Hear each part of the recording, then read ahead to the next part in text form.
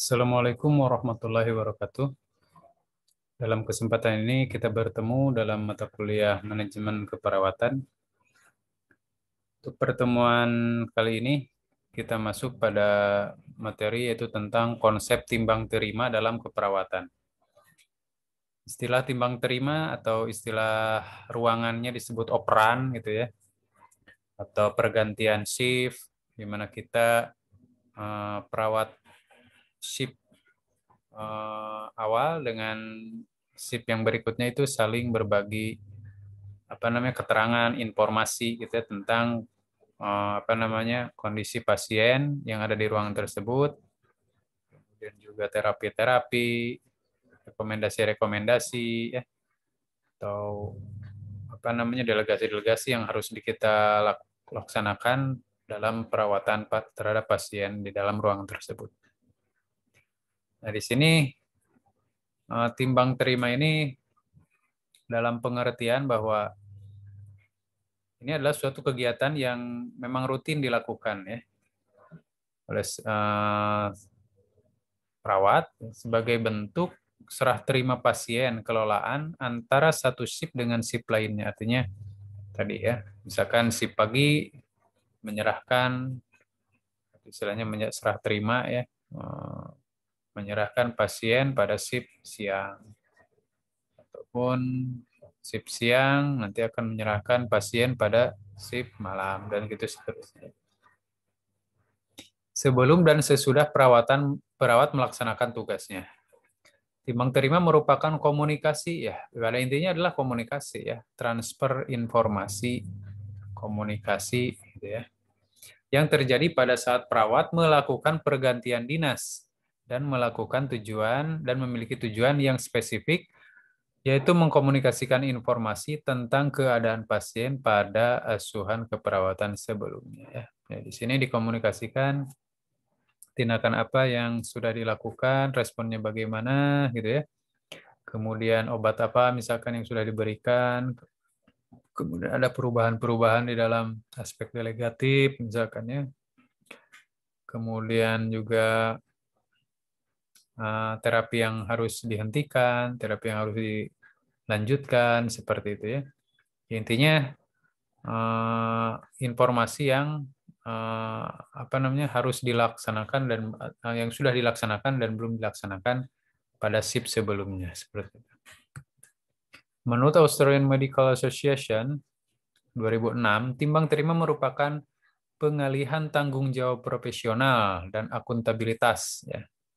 Jadi artinya tanggung jawab kita ya, sebelumnya kita serahkan ke perawat teman kita pada shift berikutnya ya.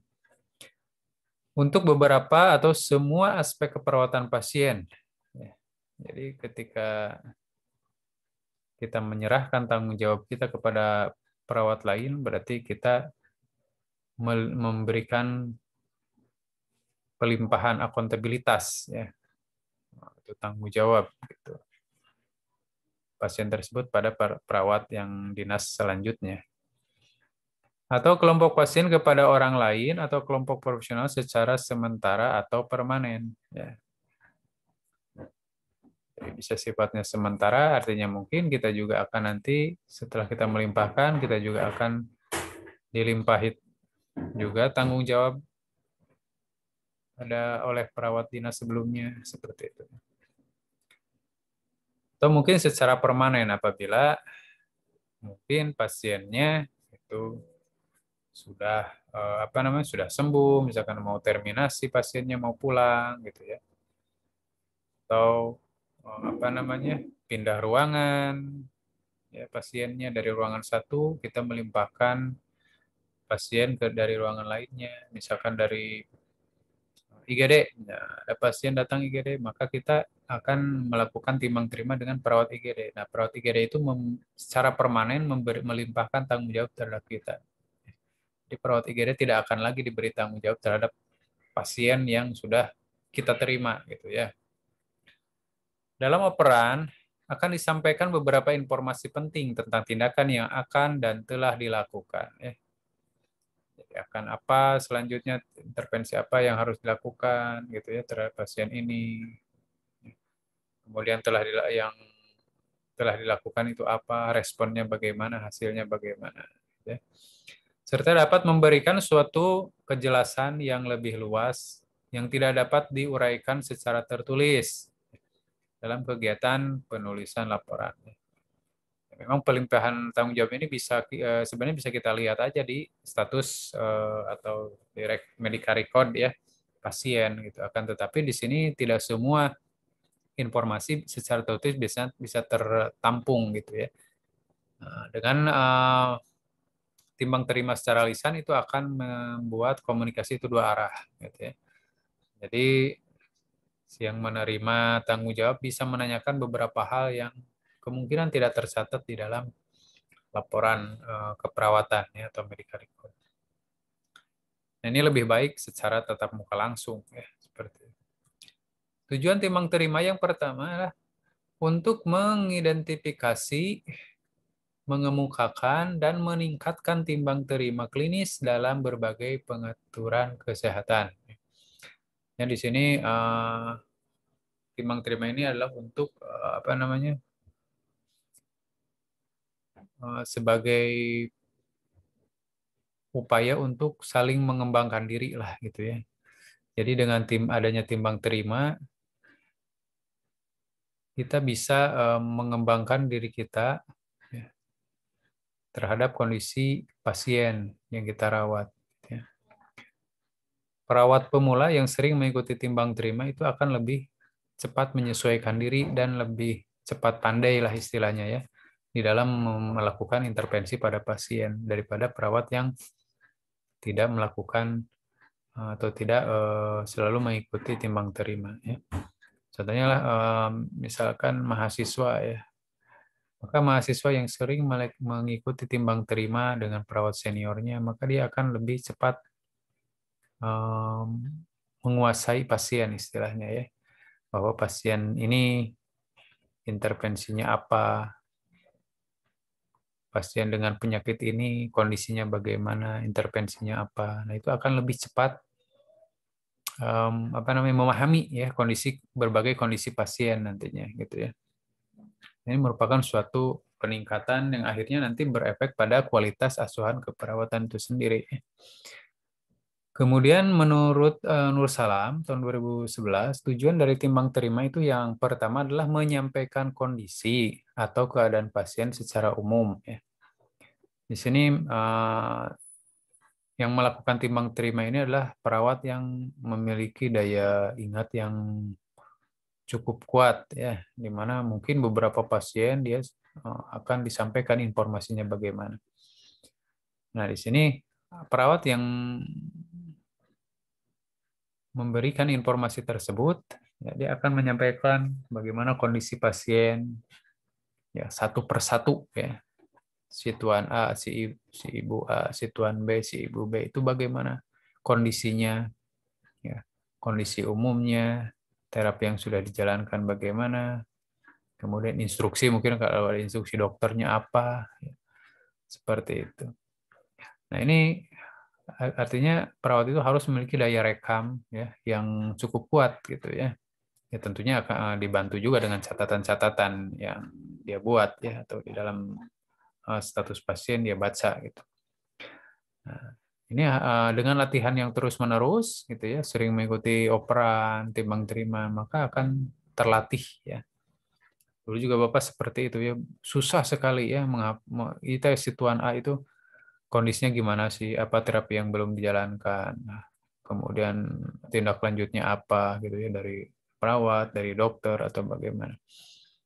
Nah, itu akan sangat sulit satu pasien. Tapi setelah lama kelamaan, mulai meningkat daya ingat itu ya si bapak ini harus diterapi ini kondisinya seperti ini. Ya, artinya dengan latihan yang terus menerus dan keinginan kita untuk apa namanya ya kerja keras gitu ya untuk bisa menguasai istilahnya kondisi pasien itu nanti juga akan terbiasa. Kemudian menyampaikan hal penting yang perlu ditindaklanjuti oleh dinas berikutnya yaitu ya apa yang belum dilakukan, apa yang sudah dilakukan. Kira-kira kondisi ini agar lebih baik, apa yang perlu ditingkatkan, apa yang perlu dirubah. Ya. apa yang perlu dihentikan. Ini harus disampaikan pada timbang terima itu.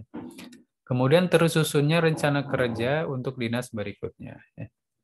Jadi dari informasi dari perawat sebelumnya, maka akan menjadi bahan pertimbangan ya dalam pada perawat dinas berikutnya untuk membuat rencana asuhan keperawatan atau rencana kerja. Manfaat timbang terima yang pertama, peningkatan kualitas asuhan keperawatan yang berkelanjutan. Jelas gitu ya. Dengan adanya saling bertukar informasi tentang kondisi pasien, maka dengan tenaga yang lebih baru gitu ya, mungkin perawat yang shift pertama itu sudah lelah, maka dengan adanya timbang terima di sini akan membarukan lagi ya, tenaga dari para perawat gitu ya. Akhirnya kualitas asuhan juga akan semakin baik. Dukungan terhadap teman sejawat dalam melakukan tindakan asuhan keperawatan selanjutnya. Ini ya. Jadi dengan adanya timbang terima itu akan semakin mendukung, ya, memberikan dorongan untuk teman berikutnya, teman sejawat itu untuk melakukan asuhan keperawatan yang lebih baik dari dinas sebelumnya, seperti itu. Ya. Bisa menjadi katarsis emosi perawat sehingga proses timbang terima dapat mengurai kecemasan yang terjadi pada perawat. Ya, katarsis perasaan itu, katarsis emosi itu adalah luapan ya. Jadi mengeluarkan unek-unek ya. Nah, artinya di sini dengan kita memberikan tanggung jawab pada orang lain, otomatis tanggung jawab kita akan berkurang gitu ya. Nah, ini akan menjadikan perasaan itu menjadi lebih lega sehingga para perawat itu sangat senang ketika sudah dinas di rumah sakit gitu, sangat happy gitu ya. Nah, ini akan menjadi baik gitu ya. Nah, bagi kondisi emosi dari perawat gitu ya. Apalagi misalkan pada saat COVID ini tentunya sangat akan menjadi sumber emosi ya. Berat sekali merawat orang dengan COVID itu ya, karena risikonya sangat berat. Maka dengan adanya timbang terima menyudahi apa yang kita lakukan dalam merawat pasien itu akan memberikan kelegaan ya di dalam perasaan perawat. Memberikan motivasi menggunakan pengalaman dan informasi untuk membantu perencanaan pada tahap asuhan keperawatan selanjutnya. Tadi ya, jadi bisa mendorong perawat selanjutnya untuk melaksanakan tindakan asuhan keperawatan. Kemudian pasien dapat mendapatkan pelayanan kesehatan yang optimal dan dapat menyampaikan masalah secara langsung bila ada yang belum terungkap. Ya, di sini dengan adanya timbang terima, pasien mendapatkan pelayanan yang lebih segar gitu ya, lebih baru. Yang diharapkan masalah-masalah pasien pun akan cepat terungkap gitu, karena kadang-kala pasien juga menyembunyikan apa yang dia rasakan, apa yang dia keluhkan gitu ya. Nah, dengan adanya timbang terima bisa kita merefresh gitu ya pengkajian kita agar masalah-masalah kesehatan pasien itu dapat terungkap ya. Yang akhirnya kalau sudah terungkap kan kita bisa mengintervensi sesuai dengan kondisinya ya. Nah, jenis timbang terima yang pertama timbang terima pasien antara dinas. Ini biasa ya. Artinya shift pagi timbang terima dengan shift siang atau shift sore ya. Shift sore akan timbang terima dengan shift malam dan seterusnya. Baik secara lisan atau melalui catatan tangan, bedside pasien gitu ya. Kalau memang pasiennya sedikit biasanya menggunakan bedside, tapi kalau banyak biasanya dengan lisan saja ya di ruang perawat berkumpul atau di ruang conference berkumpul ya, apabila pasiennya terjangkau gitu ya, tidak cukup banyak biasanya dengan bedside gitu ya, berkeliling seluruh pasien berkeliling seperti itu. Nah, akan lebih baik sebenarnya secara bedside sehingga perawat dinas selanjutnya itu akan bisa melihat dengan jelas kondisi pasien yang aktual. Nah, kemudian apabila ada terapi-terapi, tindakan-tindakan yang mungkin belum disampaikan oleh perawat dinas sebelumnya, itu bisa ditanyakan secara langsung seperti itu. Telepon atau rekaman, nonverbal, ya, tulisan tadi ya, laporan elektronik dan catatan komputer, cetakan komputer. Timbang terima pasien antar unit keperawatan transkurasi. Nah, ini kalau pasiennya misalkan pindah ruangan lah istilahnya, ya.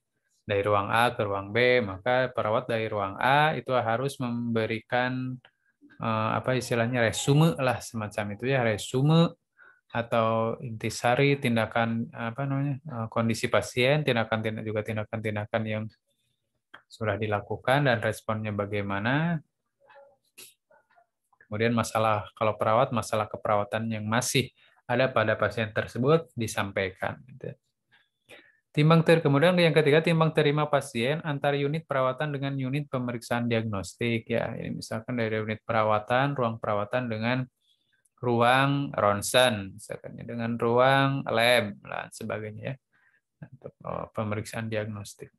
Kemudian timbang terima pasien antar paskes ya atau rujukan, misalkan kita membawa pasien rujukan ke rumah sakit, dari rumah sakit A ke rumah sakit B gitu ya. Nah, maka kita harus menyampaikan informasi tentang kondisi pasien, kemudian masalah-masalah medis dan masalah keperawatan yang masih terdapat pada pasien tersebut ya. Kemudian timbang terima pasien dan obat-obatan. Ya, di sini ketika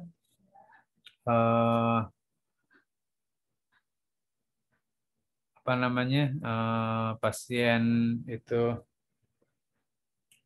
mendapat terapi obat ya, maka kita harus memberikan obatan tersebut untuk menjelaskan apa efek atau manfaat obat-obatan tersebut ya pada pasien gitu ya.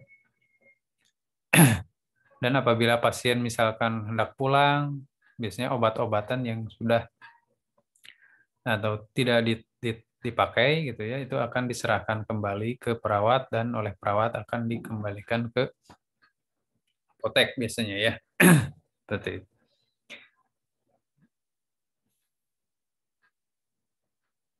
Atau pasien misalkan telah mendapatkan pengobatan sebelum datang ke rumah sakit, maka obat-obatan yang dibawa pasien biasanya diserahkan pada perawat atau dokter untuk dilihat gitu ya. Nanti dokter akan memberikan resep obat apa yang harus dihentikan atau yang diteruskan gitu ya, seperti itu. Nah, itu intinya terapi apa yang sudah diberikan pada pasien ya, itu harus diinformasikan ya pada perawat oleh pasien atau pada perawat pada pasien. Langkah-langkah pelaksanaan timbang terima yang pertama aspek pra-interaksi ya. Nah, ini sebenarnya SOP ya, atau SOP bagaimana kita melakukan timbang terima ya. Yang pertama, menyiapkan buku laporan SIP sebelumnya atau status pasien disebutnya ya, membaca laporan SIP sebelumnya, SIP yang akan mengoperkan menyiapkan hal yang akan disampaikan, SIP yang akan menerima membawa buku catatan operan atau catatan harian, kedua kelompok sudah siap. Pelaksanaan, kepala ruangan atau ketua tim memberi salam, ya, Assalamualaikum, dan akan segera dilakukan operan. Kemudian yang kedua, kegiatan dimulai dengan menyebut atau mengidentifikasi secara satu persatu, ya, berurutan dengan sesuai tempat kamar tidur ya, misalnya tempat tidur bed nomor 1, nomor 2, nomor 3 gitu ya. Ya, disertai dengan identitas, alamat, kemudian jenis diagnosis medis dan diagnosa keperawatan yang masih terdapat pada pasien tersebut. Kemudian menjelaskan juga kondisi umum pasien, menjelaskan tindakan keperawatan yang telah dan yang belum dilakukan. menjelaskan hasil tindakannya atau respon tadi ya, bagaimana responnya selama dilakukan intervensi pada SIP ini, menjelaskan secara singkat dan jelas rencana kerja dan tindak lanjut asuhan, baik itu mandiri maupun kolaborasi, memberikan kesempatan anggota SIP untuk menerima operan, yang menerima peran untuk melakukan klarifikasi atau bertanya tentang hal-hal atau tindakan yang kurang jelas. Kemudian perawat juga yang menerima operan itu mencatat hal-hal yang penting pada buku catatan harian. Kemudian yang ke-9, melakukan prosedur 1 dan 8 untuk pasien berikutnya sampai seluruh pasien dioperkan. Jadi operan itu bukan secara umum seluruh pasien, tapi satu per satu pasien itu harus disebutkan, dioperkan, gitu ya. Bapak A begini kondisinya, tindakan yang sudah dan yang belum ini perlu dilakukan ini, gitu ya. Nah, kemudian pasien kedua begini kondisinya, kemudian apa tindakan yang sudah dan belum dilakukan, kemudian harus dilakukan apa. Ya. Kemudian perawat yang mengoperkan menyerahkan semua berkas catatan perawatan kepada tim yang akan menjalankan tugas berikutnya. Ya. Nah, pada penutupnya, kepala ruangan atau ketua tim kembali ke stasiun, berdoa bersama, dipimpin oleh kepala ruangan atau tim, mengucapkan salam, mengucapkan selamat istirahat bagi anggota tim atau shift sebelumnya. Nah, mengucapkan selamat bekerja untuk tim atau shift yang berikutnya. Ya. Ini saling memberikan support dan semangat. Nah, ada beberapa hambatan pada pelaksanaan timbang terima ini. Yang pertama, perawat tidak hadir pada saat timbang terima ini menjadi masalah, sehingga informasi tentang perawatan pasien itu pasti akan miss gitu ya pada perawat tersebut. Perawat tidak peduli dengan timbang terima, misalnya perawat yang keluar masuk pada saat pelaksanaan timbang terima ya ini ya, jadi tidak fokus, tidak konsen, tidak sungguh-sungguh menjalankan timbang terima ini akan menjadi hambatan kalau terlalu sering gitu ya. Nah, ini juga akan menjadikan masalah nantinya tadi pada bagaimana kemampuan perawat ini dalam menguasai informasi pada pasien ini. Perawat yang tidak mengikuti timbang terima, maka mereka tidak dapat memenuhi kebutuhan pasien mereka saat ini ya. Jadi karena dia tidak terlibat ya di dalam transfer informasi gitu. Sehingga dia akan kesulitan sendiri gitu di dalam melaksanakan perawatan. Gitu. Ini sehingga perlu adanya kebiasaan latihan gitu ya dalam timbang terima. Kecuali yang daya ingatnya sangat tinggi gitu ya, sekali ngomong hawar-hawar pun langsung napal gitu ya, tapi itu jarang gitu ya. Oke, sampai di sini tentang konsep timbang terima. Nah, untuk selanjutnya dipercepat saja, yaitu tentang konsep pendelegasian. Konsep delegatif dalam keperawatan. Apa itu delegasi? Nah, delegasi adalah suatu pelimpahan wewenang dan tanggung jawab perawat formal, tanggung jawab formal kepada orang lain untuk melaksanakan kegiatan tertentu.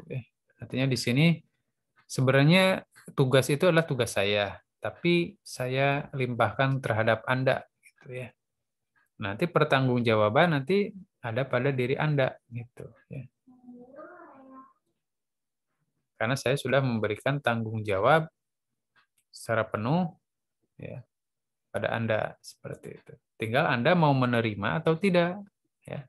Kalau menerima silahkan, tidak menerima juga silahkan. Gitu. Berarti saya harus mencari orang yang mau menerima tanggung jawab ini. Nah, seperti itulah secara deskriptifnya ya.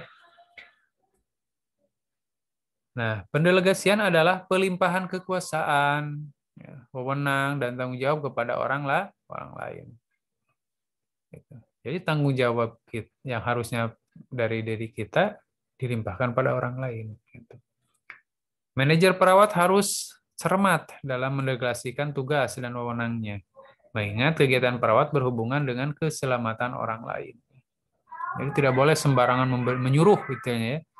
Manajer perawat tidak boleh sembarangan menyuruh. Dokter jangan sembarangan memberikan instruksi ya pada perawat yang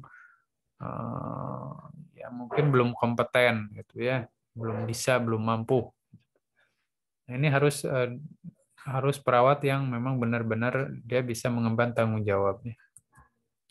Alasan pendelegasian yang pertama, pendelegasian memungkinkan manajer mencapai hasil yang baik, yang lebih baik daripada semua kegiatan ditangani sendiri ya.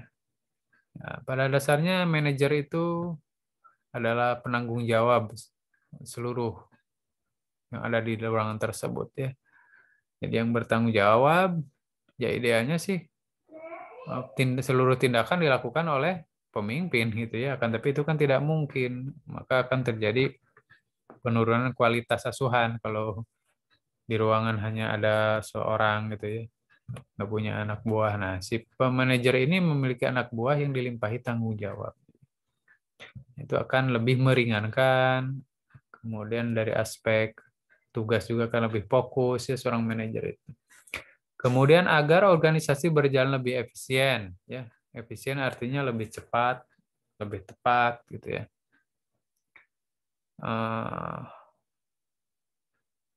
Kemudian apa? Pendelegasian memungkinkan manajer perawat dapat memusatkan perhatian terhadap tugas-tugas prioritas yang lebih penting. Artinya di sini terutama seorang manajer itu kan lebih fokus pada aspek manajerial ya, tata kelola. Nah, itu dia harus agar lebih fokus ke sana gitu ya. Jadi biar untuk tugas-tugas di lapangan biasanya oleh perawat pelaksana ya, atau kadang-kadang saja mungkin perawat manajer ini dia terlibat dalam asuhan keperawatan secara langsung. Memungkinkan bawahan untuk tumbuh dan berkembang ya, dengan melimpahkan tanggung jawab ya, tentunya secara proporsional gitu ya. Maka ini akan menjadikan para perawat pelaksana itu menjadi lebih terampil gitu ya, ilmunya menjadi berkembang. Bahkan dapat dipergunakan sebagai bahan informasi untuk belajar dari kesalahan atau keberhasilan. Ya, di situ para perawat pelaksana akan lebih cepat beradaptasi dengan ruangan, akan lebih cepat menguasai hard skill dan soft skill yang dibutuhkan di ruangan tersebut ya. Sehingga menjadi ajang latihan juga gitu ya dalam meningkatkan asuhan keperawatan agar lebih baik. Hambatan dalam pendelegasian yang pertama adalah pendelegasian yang terlalu sedikit atau underdelegasi. Wewenang yang diberikan terlalu sedikit dan terbatas dan sering tidak jelas maksud tujuannya sehingga tugas tersebut tidak dapat diselesaikan dengan baik. Ya, apabila misalkan kita melimpahkan tanggung jawab pada orang akan tapi orang tersebut tidak tahu tujuan tindakan tersebut untuk apa. Nah, ini sering menjadikan banyak kesalahan gitu ya. Makanya di sini dalam mendelegasikan itu yang proporsional lah gitu ya. Yang proporsional, jangan misalkan hal-hal yang sangat sepele didelegasikan gitu. Padahal kita pun mampu sebenarnya gitu ya. Artinya tidak ada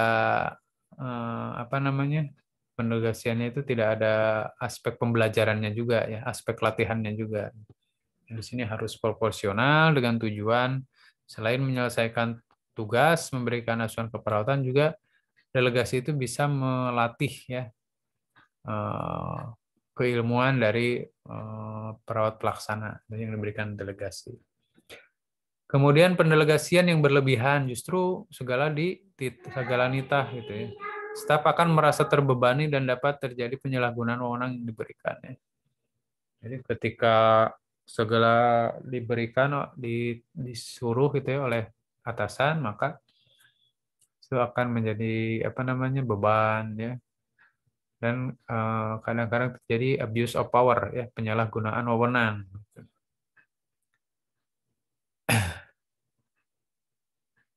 Jadi seorang manajer yang terlalu menyerahkan segala sesuatu pada bawahan itu biasanya bawahannya akan sedikit nakal gitu ya. Jadi merasa dia adalah anak buah yang paling dipercaya gitu ya. Tapi kadang-kadang menyalahgunakan juga wewenangnya. Kemudian pendelegasian yang tidak tepat, improper delegasi, di mana pendelegasian menjadi tidak efektif jika diberikan pada orang yang tidak tepat. Atau alasan karena faktor senang atau tidak senang. Ini salah. Ya, misalkan kita mendelegasikan disuruh mengambil darah ke PMI, nyuruhnya bukan ke perawat tapi misalkan ke keluarga pasien. Nah, ini sering terjadi error ya. Itu nggak boleh sebenarnya ngambil darah oleh keluarga pasien ya. Yang namanya keluarga pasien kan nanti tidak bisa bagaimana darah yang baik, mengeceknya seperti itu. Ya. Ini harus oleh perawat ya. Perawat harus bisa kan sudah bisa mengecek darah itu yang dari mulai identitas, ya, informasi-informasi dalam darah, darah yang masih baik itu bagaimana karakteristiknya. Nah, ini bisa terlewat gitu ya oleh kalau memang memberikan tugas itu pada keluarga pasien, ya, bisa terjadi kesalahan. Yang tidak boleh didelegasikan, yang pertama adalah aktivitas yang memerlukan pengkajian dan keputusan selama pelaksanaan. Yang di sini kita mendelegasikan itu bukan aspek yang proses gitu ya. Artinya di sini si pendelegasi kita itu tidak untuk memutuskan suatu hal gitu ya. Artinya apa ya? Misalkan, coba si bapak itu teh, misalkan tentukan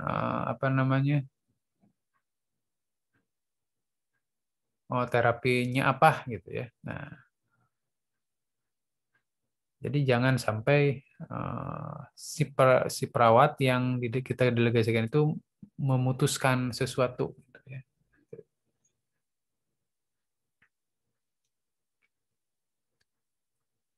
Tapi delegasi itu sifatnya adalah tindakan yang yang memang itu adalah hasil gitu ya. Jadi bahwa kita sudah melakukan pengkajian bahwa si pasien ini misalkan kurang cairan, maka kita mendelegasikan perawat untuk melaksanakan infus gitu ya.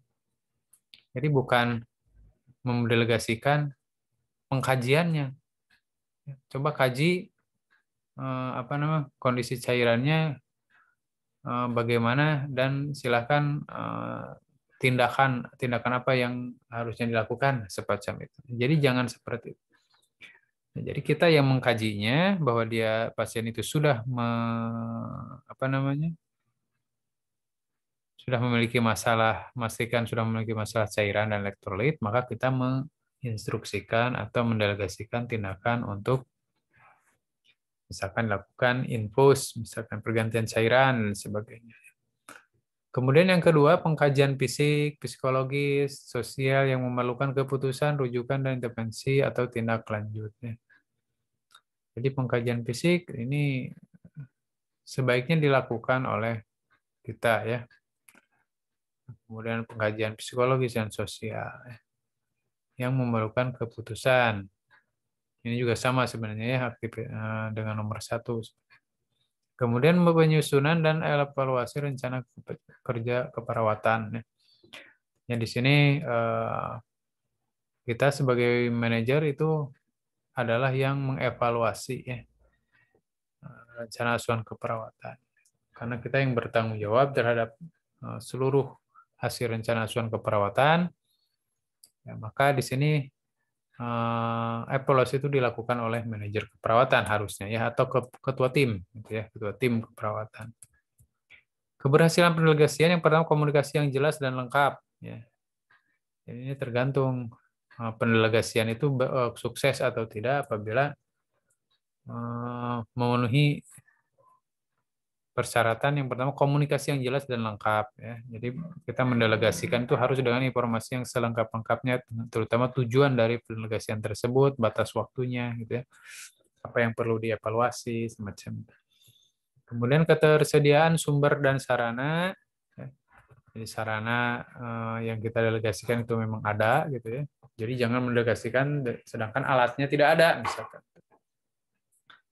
Perlunya suatu monitoring atau kontrol, adanya pelaporan mengenai perkembangan tugas yang dilimpahkan.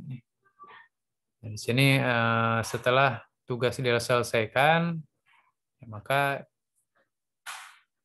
pendelegasian yang berhasil itu adalah apabila ada laporan, ya, bagaimana tugas yang dilimpahkan itu perkembangannya bagaimana.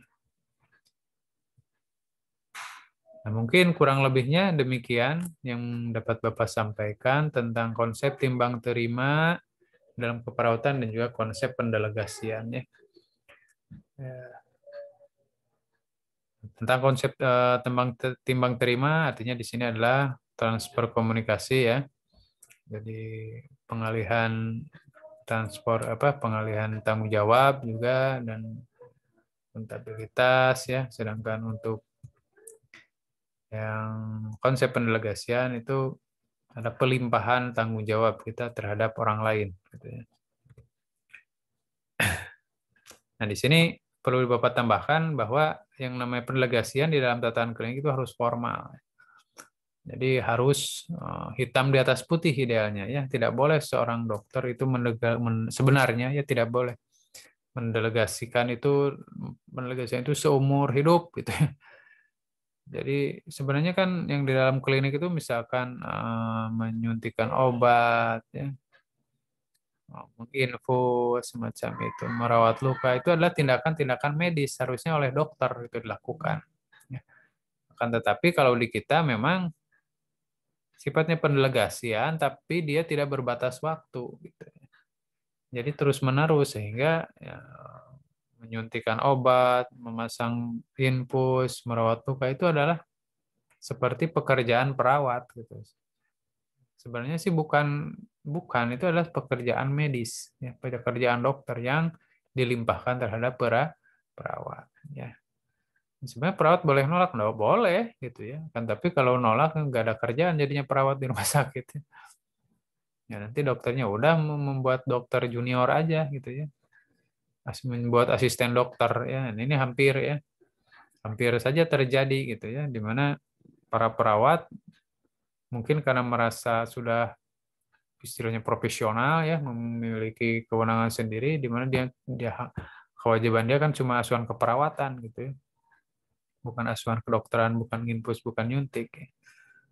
Nah, ini pernah diartikan di mana si Persatuan Dokter itu ingin membuat asisten dokter gitu ya. Yang pekerjaannya adalah melaksanakan delegasi dari dokter gitu.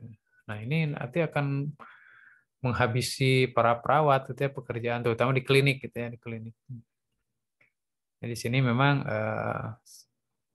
tapi yang jadi kesalahannya adalah delegasinya itu seeneng-eneng gitu ya, tidak berbatas waktu. Dan mungkin juga tidak ada hitam di atas putihnya ya. Sehingga kalau kalau ada hitam di atas putih, misalkan kalau menyuntikkan obat dan terjadi kesalahan itu si dokter itu harusnya kena gitu. Karena dia menginstruksikan atau mendelegasikan suatu tindakan pada perawat yang tidak kompeten. Ya demikian yang dapat Bapak sampaikan. Kurang lebihnya mohon maaf. Wabillahi taufiq wal hidayah. Wassalamualaikum warahmatullahi wabarakatuh.